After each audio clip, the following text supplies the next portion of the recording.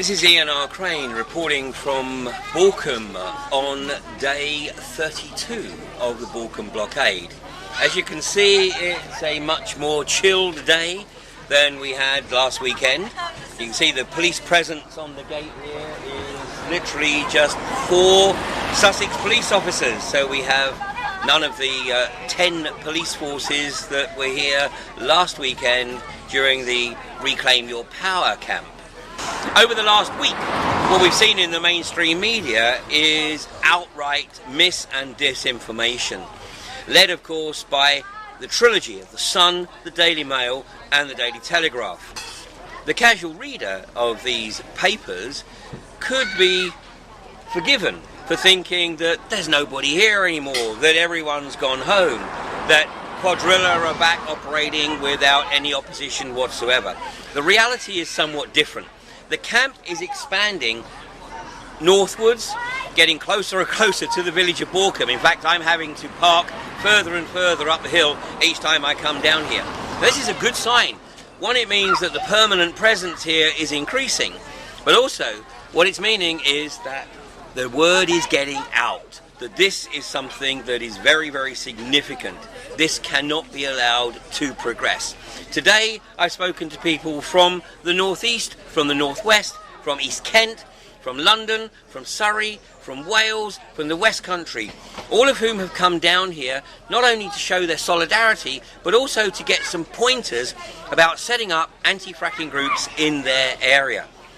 This is spreading out through the mass consciousness.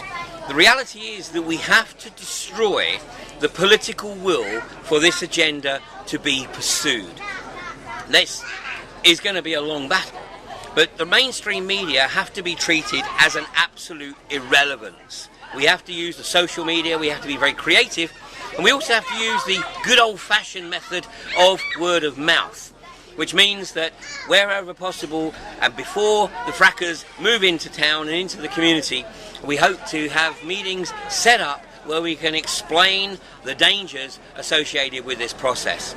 Of course, in reality, we're going to be encouraging people to do the research for themselves.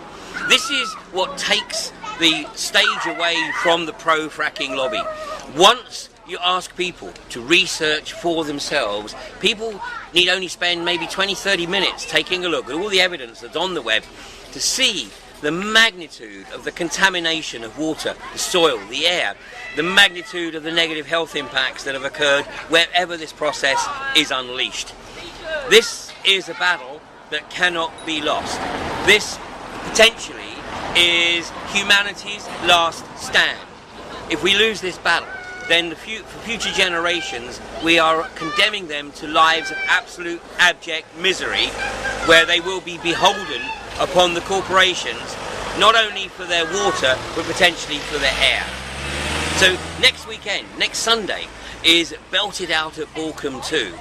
We have a wonderful choir master by the name of Susie Rowe coming up all the way from Totnes. She was here last Monday, and I should be putting up a clip of her leading the singing under great duress, with a phenomenal police presence in front of her, and she's going to be here hopefully leading the thousands that turn up at Balcombe next weekend. So this is perhaps the most important issue right now. There's a lot going on elsewhere in the world, and I'm certainly keeping an eye on all of those issues. But right now in the UK, the fracking agenda is critical. If we don't stop this, then everything else potentially becomes irrelevant.